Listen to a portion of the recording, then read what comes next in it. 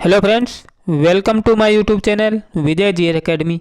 Friends, आज मैं आप लोगों को पहले कराऊंगा उपराष्ट्रपति से संबंधित एमसीक्यूज क्वेश्चंस और इसके बाद में इस टॉपिक के प्रीवियस एग्जाम्स क्वेश्चंस कराऊंगा।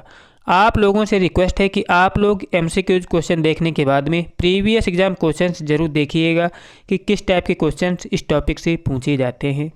तो देरी ना करते हुए शुरू करते हैं क्वेश्चन नंबर 1 से, जिसमें क्वेश्चन नंबर 1 दिया है कि जब उपराष्ट्रपति राष्ट्रपति के कार्यों को संभालता है तो उस दौरान राज्यसभा के सभापति पर कौन कार्य करता है। तो उस समय कार्य करता है उपराष्ट्रपति। कितना अच्छा क्वेश्चन है कि जब उपराष्ट्रपति जो होता है राष्ट्रपति के कार्यों को संभालता है तो राज्यसभा के सभापति के रूप में कौन कार्य करता है। तो जो उपसभापति होता है वो कार्य करता है। अगला है कि राष्ट्रपति की मृत्यु पर जब उपराष्ट्रपति राष्ट्रपति का पद ग्रहण करता है तो कितने दिन के लिए कार्य कर सकता है अधिकतम। तो अधिकतम वो 6 महीने तक राष्ट्रपति के पद पर कार्य कर सकता है। अगला क्वेश्चन है कि कौन सबसे कम समय के लिए उपराष्ट्रपति पद पर आसीन रहा। तो उत्तर है वीवी गिरि जो हैं ये कम समय के लिए उपराष्ट्रपति के पद पर आसीन रहे हैं। अगला क्वेश्चन है कि उपराष्ट्रपति को प्राप्त होने वाले वेतन भत्ते आदि कहाँ से प्राप्त होते हैं। उत्तर है राज्यसभा के सभापति के रूप में कार्य करने के लिए प्राप्त होता है। बाद बाकी उपराष्ट्रपति के लिए से कोई वेतन नहीं मिलता, ये मिलता है राज्यसभा के सभापति के रूप में। अगला क्वेश्चन है कि श्री मोहम्मद हामिद अंसारी को भारत के उपराष्ट्रपति के रूप में क्रमांक क्या है। तो उत्तर है ये 12वें क्रम के उपराष्ट्रपति थे। अगला क्वेश्चन है कि भारत का उपराष्ट्रपति किसका पदेन सभापति होता है। तो उत्तर है राज्यसभा का पदेन सभापति होता है। अगला है कि भारत के उपराष्ट्रपति के पद पर कौन लगातार 2 बार उपराष्ट्रपति रहा है। तो उत्तर है डॉक्टर एस राधाकृष्णन, ये लगातार 2 बार भारत के उपराष्ट्रपति रहे हैं। अगला क्वेश्चन है कि उपराष्ट्रपति का निर्वाचन किसके द्वारा होता है। तो उत्तर है संसद के द्वारा होता है। अगला है कि अपनी पदावधि समाप्त होने से पूर्व राष्ट्रपति को उसके पद से हटाने का अधिकार किसे है। तो उत्तर है संसद को है। अगला है कि उपराष्ट्रपति को अपना मत प्रयोग कब करता है। उपराष्ट्रपति अपने मत का प्रयोग कब करता है। उत्तर है कि मतों के बराबर होने की स्थिति में वो अपने मत का प्रयोग कर सकता है, अन्यथा नहीं। अगला है कि कौन राष्ट्रपति के चुनाव में तो मतदान नहीं करते हैं परंतु उपराष्ट्रपति के चुनाव में मतदान करते हैं। तो उत्तर है संसद के मनोनीत सदस्य जो हैं वो उपराष्ट्रपति मतलब राष्ट्रपति के चुनाव में मतदान नहीं करते हैं लेकिन उपराष्ट्रपति के चुनाव में मतदान कर सकते हैं। संसद के मनोनीत सदस्य कौन होते हैं, राज्यसभा के 12 होते हैं और लोकसभा के 2 सदस्य हुआ करते थे। अगला है कि भारत के प्रथम उपराष्ट्रपति कौन थे। उत्तर है डॉक्टर एस राधाकृष्णन थे। अगला है कि राज्यसभा की बैठकों का सभापतित्व कौन करता है। तो उत्तर है राष्ट्रपति करता है। अगला है कि उपराष्ट्रपति के निर्वाचन में निर्वाचक मंडल के सदस्य कौन होते हैं। तो उत्तर है संसद के सभी सदस्य होते हैं उपराष्ट्रपति के निर्वाचक मंडल में। अगला है कि उपराष्ट्रपति का निर्वाचन कैसे होता है। तो उत्तर है अप्रत्यक्ष रूप से होता है।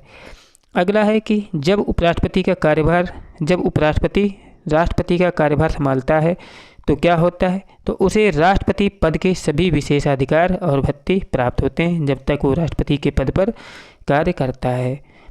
अगला क्वेश्चन है कि उपराष्ट्रपति पद के चुनाव संबंधी विवाद को किसे निर्देशित किया जाता है। तो उत्तर है सर्वोच्च न्यायालय को निर्देशित किया जाता है उपराष्ट्रपति चुनाव संबंधी विवाद को। अगला है कि भारत के उपराष्ट्रपति का निर्वाचन होता है किसके द्वारा होता है। संसद की दोनों सदनों द्वारा होता है उपराष्ट्रपति का निर्वाचन। अगला है कि उपराष्ट्रपति को उसके कार्यकाल की समाप्ति के पूर्व पद से हटाने का अधिकार किसको है। तो उत्तर है संसद को है। उपराष्ट्रपति को उसके कार्यकाल की समाप्ति के पूर्व हटाने का अधिकार किसको है, संसद को है। चाहे लोकसभा हो चाहे राज्यसभा हो, महाभियोग लगा के हटाया जाता है।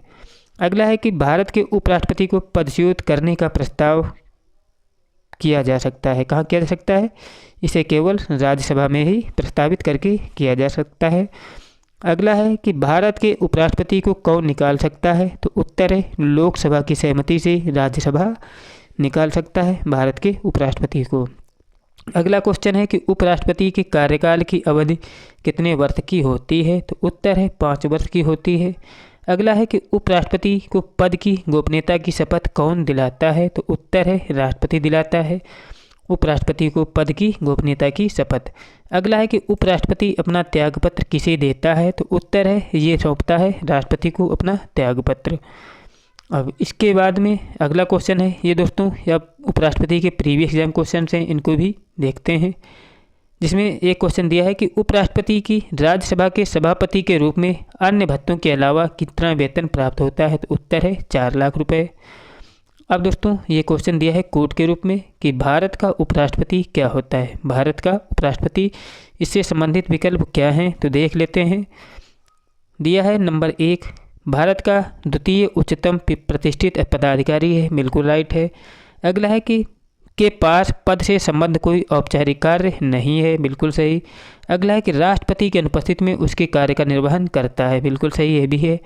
अगला है कि राष्ट्रपति की पदत्याग अपदस्थीकरण अथवा मृत्यु के चलते राष्ट्रपति के कार्य के रूप में करता है। तो उपरोक्त चारों विकल्प सही, इसलिए ऑप्शन नंबर डी राइट हो जाएगा। और अगला क्वेश्चन है कि भारत के उपराष्ट्रपति को पदच्युत करने संबंधी प्रस्ताव प्रस्तावित किया जा सकता है, कहाँ किया जा सकता है?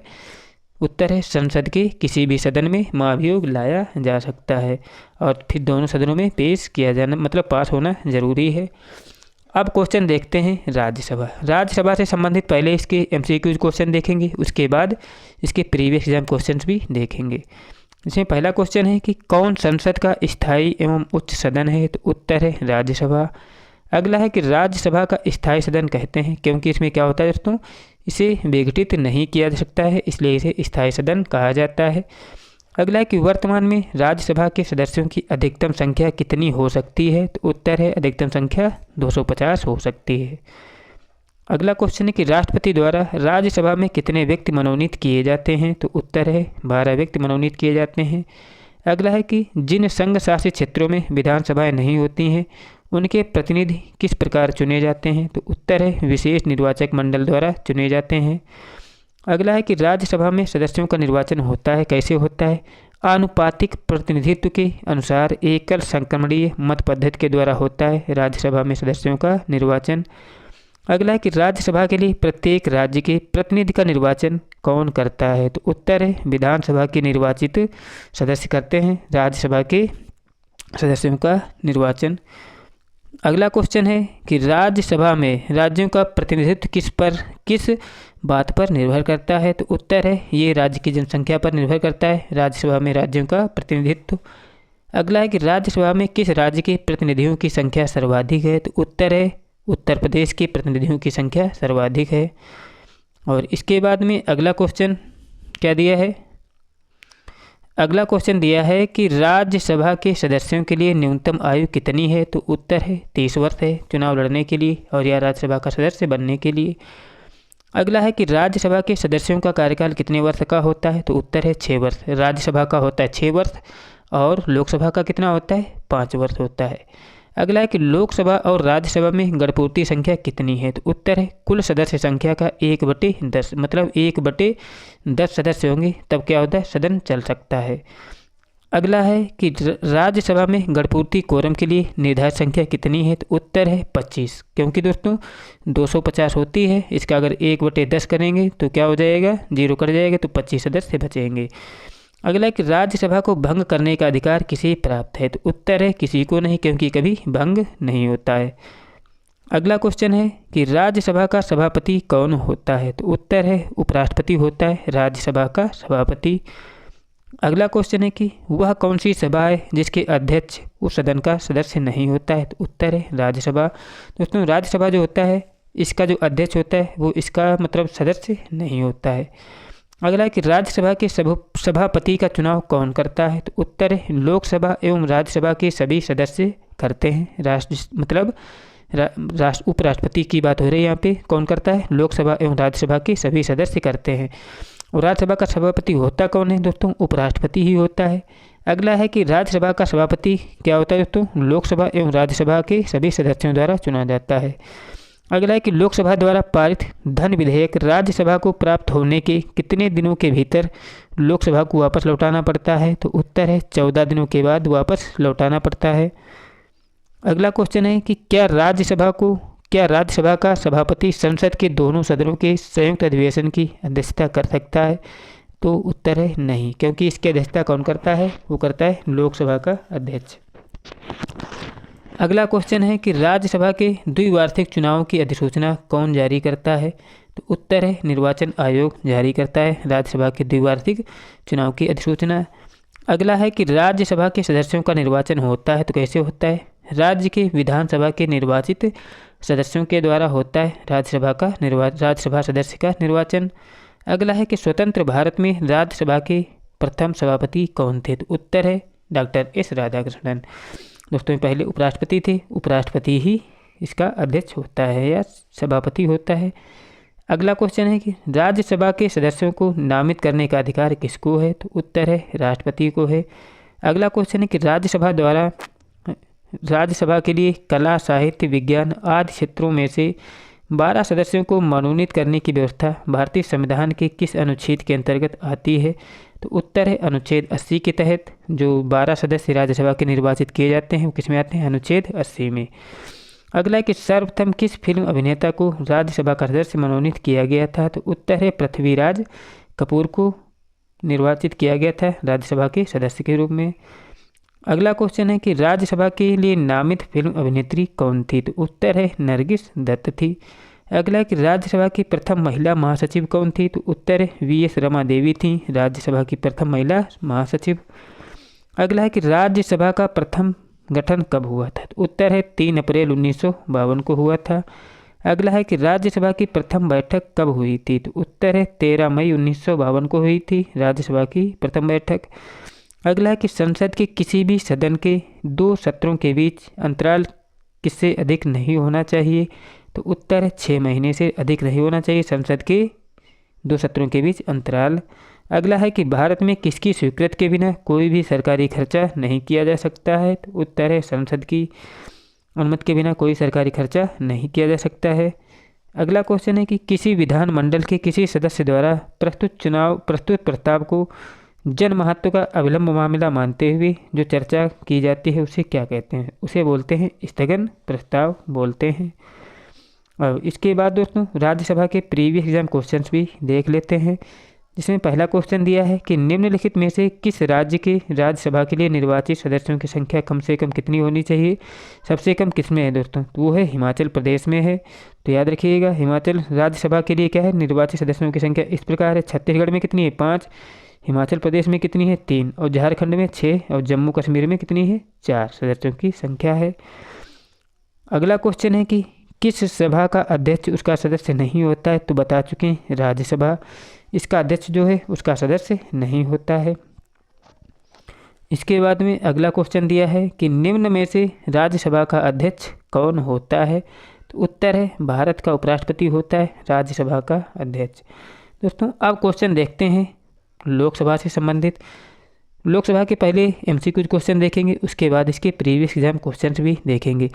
क्वेश्चन शुरू करने से पहले आप लोगों से रिक्वेस्ट है कि अगर आप लोगों ने यहाँ तक वीडियो देखा है और आपको अच्छा लगा हो तो प्लीज़ चैनल को जरूर सब्सक्राइब कर दें। अगर ना अच्छा लगा हो ये तो आपके ऊपर डिपेंड करता है। चलिए क्वेश्चन नंबर देख लेते हैं 1 से लोकसभा के, जिसमें पहला दिया है कि कौन जनता द्वारा प्रत्यक्ष रूप से निर्वाचित सदन है? तो उत्तर है लोकसभा। लोकसभा जो होता है प्रत्यक्ष रूप से जनता द्वारा निर्वाचित होता है। अगला है कि भारत में लोकसभा किसका प्रतिनिधित्व करता है? तो उत्तर है भारतीय जनता का प्रतिनिधित्व करती है। अगला है कि भारतीय संविधान के किस अनुच्छेद में लोकसभा के गठन के संबंध में प्रावधान किया गया था? तो किस अनुच्छेद में दोस्तों? अनुच्छेद 81 से अनुच्छेद 331 में लोकसभा के गठन के संबंध में प्रावधान किया गया है। अगला है कि मूल संविधान में लोकसभा सदस्यों की संख्या कितनी निर्धारित की गई थी? तो उत्तर है 500 निर्धारित की गई थी मूल संविधान में लोकसभा के सदस्यों की संख्या। अगला है कि 31वें संविधान संशोधन अधिनियम द्वारा लोकसभा की अधिकतम संख्या कितनी निर्धारित की गई? तो उत्तर है 545। और अगला क्वेश्चन है कि लोकसभा की अधिकतम सदस्य संख्या कितनी हो सकती है? तो उत्तर है 550। 552 नहीं, कितनी है? 550 है वर्तमान में, याद रखिएगा। अगला है कि राष्ट्रपति आंग्ल भारतीय समुदाय के कितने प्रतिनिधियों को लोकसभा में मनोनीत करता है? तो दोस्तों ये 2 हैं, 552 था, इसमें से 2 कम हो गए क्योंकि इनका मनोनयन नहीं होता है। अगला है कि राष्ट्रपति द्वारा लोकसभा में आंग्ल भारतीय समुदाय के 2 सदस्यों को किस अनुच्छेद के तहत मनोनीत किया जाता है? तो ये किया जाता था अनुच्छेद 331 के तहत।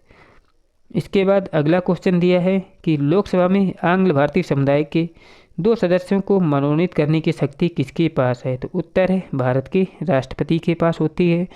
अगला है कि लोकसभा में राज्यों को किस आधार पर सीटें आवंटित होती हैं? तो उत्तर है जनसंख्या के आधार पर। अगला है कि वर्तमान लोकसभा में प्रत्येक राज्य के लिए स्थानों का आवंटन आधारित है किस पर? 1971 की जनगणना के आधार पर लोकसभा में स्थानों का आवंटन किया गया है। इसके बाद अगला क्वेश्चन क्या है? अगला क्वेश्चन दिया हुआ है कि वर्तमान में लोकसभा सदस्यों की प्रभावी संख्या कितनी है? तो उत्तर है 545। अगला है कि लोकसभा में राज्यवार सीटों का आवंटन 1971 की जनगणना के आधार पर आधारित है। यह निर्धारण किस वर्ष तक यथावत रहेगा? तो उत्तर है 2026 तक रहेगा। अगला है कि लोकसभा का एक निर्वाचन क्षेत्र कम से कम कितनी जनसंख्या का प्रतिनिधित्व करता है? तो उत्तर है 7.5 लाख जनसंख्या का प्रतिनिधित्व करता है। अगला है कि लोकसभा के प्रथम आम चुनाव कब हुए थे? तो उत्तर है 1952 में हुए थे लोकसभा के प्रथम आम चुनाव। अगला है कि कौन सी लोकसभा के चुनाव 9 चरणों में संपन्न हुए? तो उत्तर है 16वीं लोकसभा के चुनाव 9 चरणों में संपन्न हुए। अगला है कि कौन सी संविधान संशोधन राज्यों से चुने जाने वाली लोकसभा के सदस्यों की संख्या बढ़ाने से संबंधित है? तो उत्तर है 7वां तथा 21वां जो है संविधान संशोधन, ये राज्यों से चुने जाने वाली लोकसभा के सदस्यों की संख्या बढ़ाने से हैं। अगला क्वेश्चन है कि लोकसभा में केंद्र शासित प्रदेशों के प्रतिनिधि चुने जाते हैं, कैसे चुने जाते हैं? प्रत्यक्ष निर्वाचन के द्वारा, सीधे जनता के द्वारा चुने जाते हैं। अगला है कि राष्ट्रपति लोकसभा के 2 सदस्यों को किसका प्रतिनिधित्व देने के लिए नामित कर सकता है? तो उत्तर है एंग्लो इंडियन व्यवस्था खत्म हो चुकी है। अगला है कि लोकसभा का चुनाव लड़ने के लिए इच्छुक व्यक्ति की न्यूनतम आयु होनी चाहिए, कितनी होनी चाहिए? 25 वर्ष होनी चाहिए। अगला है कि किस राज्य का लोकसभा एवं राज्यसभा में प्रतिनिधित्व सबसे अधिक है? तो उत्तर है उत्तर प्रदेश का प्रतिनिधित्व सबसे अधिक है, चाहे लोकसभा हो या राज्यसभा हो। अगला है कि कौन सा राज्य सबसे अधिक प्रतिनिधि लोकसभा में भेजता है? तो पहले ही बता चुके हैं कौन है, उत्तर प्रदेश। इसके प्रतिनिधि सबसे ज़्यादा लोकसभा में जाते हैं। अगला क्वेश्चन है कि झारखंड क्षेत्र में लोकसभा के सदस्यों की कुल संख्या कितनी है? तो उत्तर है 14। अगला है कि उत्तर प्रदेश के अतिरिक्त लोकसभा में किन 2 राज्यों का प्रतिनिधित्व सबसे अधिक है? तो उत्तर है उत्तर प्रदेश के बाद महाराष्ट्र और बिहार का प्रतिनिधित्व सबसे अधिक है। अगला क्वेश्चन है कि वर्तमान लोकसभा में प्रत्येक राज्य के लिए स्थानों का आवंटन आधारित है, किस पर आधारित है? अभी बताया था कि 1971 की जनगणना के आधार पर इनका स्थानों का आवंटन किया गया है। अगला है कि निम्न संवैधानिक संशोधन में से कौन से राज्यों से निर्वाचित होने वाली लोकसभा के सदस्यों की संख्या में वृद्धि करने से संबंधित है? तो कौन सा है दोस्तों? अभी बताया था 7वां एवं 21वां जो है राज्यों से निर्वाचित होने वाली लोकसभा के सदस्यों की संख्या में वृद्धि करने से संबंधित है। और इसके बाद में अगला क्वेश्चन दिया है कि लोकसभा की प्रथम महिला अध्यक्ष कौन है? तो उत्तर है मीरा कुमार जो है लोकसभा की प्रथम महिला अध्यक्ष है। और इसके बाद में अगला क्वेश्चन दिया है कि वर्तमान में किस राज्य का लोकसभा में अधिकतम सदस्यों की संख्या के हिसाब से दूसरा स्थान है? तो दूसरे स्थान पर कौन है? महाराष्ट्र है। अगला है कि बिहार में लोकसभा की सीटों की कुल संख्या कितनी है? तो उत्तर है 40। अगला है कि छत्तीसगढ़ में लोकसभा के कितनी सीटें हैं? तो उत्तर है 11। अगला है कि लोकसभा में किस संघ शासित क्षेत्र के सर्वाधिक प्रतिनिधि निर्वाचित होकर जाते हैं? तो उत्तर है दिल्ली के।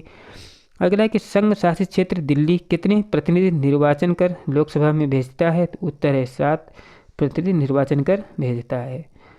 अगला है कि लोकसभा का सामान्य कार्यकाल कितने वर्ष का होता है? तो उत्तर है 5 वर्ष का होता है। अगला है कि आपातकाल के दौरान संसद लोकसभा का कार्यकाल एक बार में कितने समय के लिए बढ़ा सकती है? तो उत्तर है 1 वर्ष के लिए बढ़ा सकती है। अगला है कि लोकसभा में कोरम पूरा करने के लिए कम से कम कितने सदस्यों की जरूरत होती है? तो उत्तर है कुल सदस्यों का 1/10 भाग की जरूरत होती है। अगला है कि लोकसभा का कार्यकाल 5 वर्ष से अधिक किस अवस्था में बढ़ाया जा सकता है? तो उत्तर है जब राष्ट्रीय आपातकाल लागू हो तब बढ़ाया जा सकता है।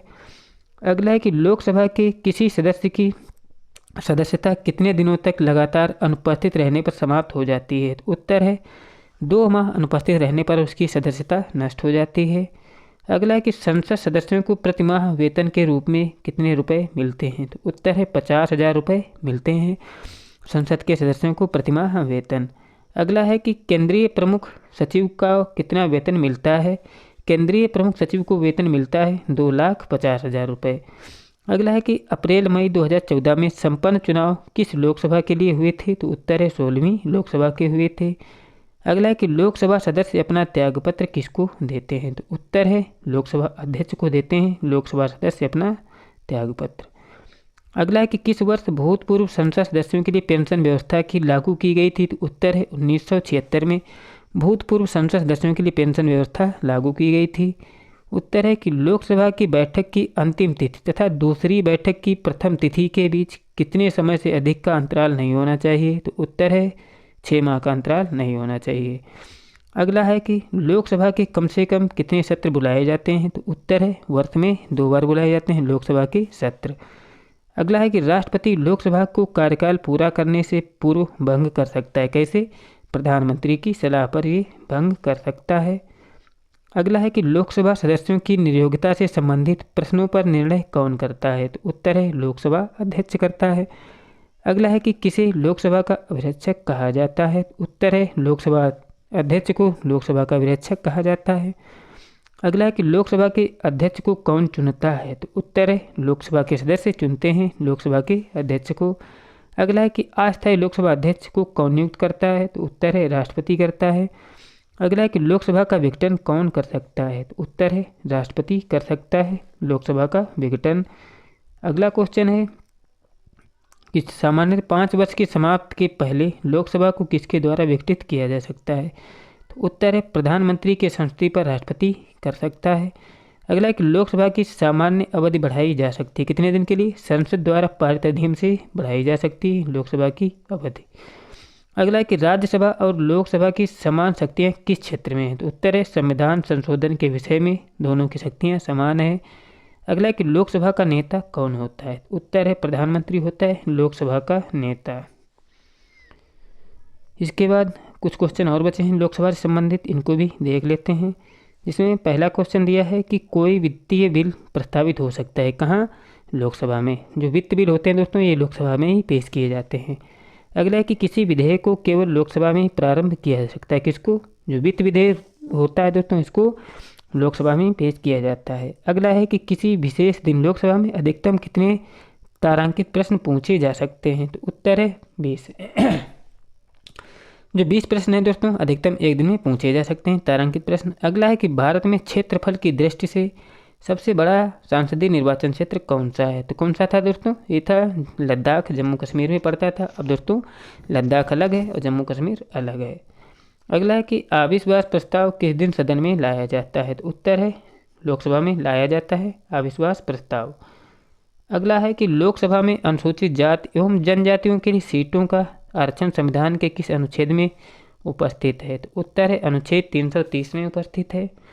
अगला है कि कौन सा राज्य लोकसभा में अनुसूचित जनजातियों के सर्वाधिक प्रतिनिधि निर्वाचन करता है, तो उत्तर है मध्य प्रदेश।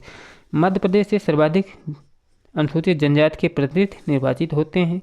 अगला है कि लोकसभा में राज्यों को किस आधार पर सीटें आवंटित होती हैं, तो उत्तर है ये जनसंख्या के आधार पर आवंटित होती हैं।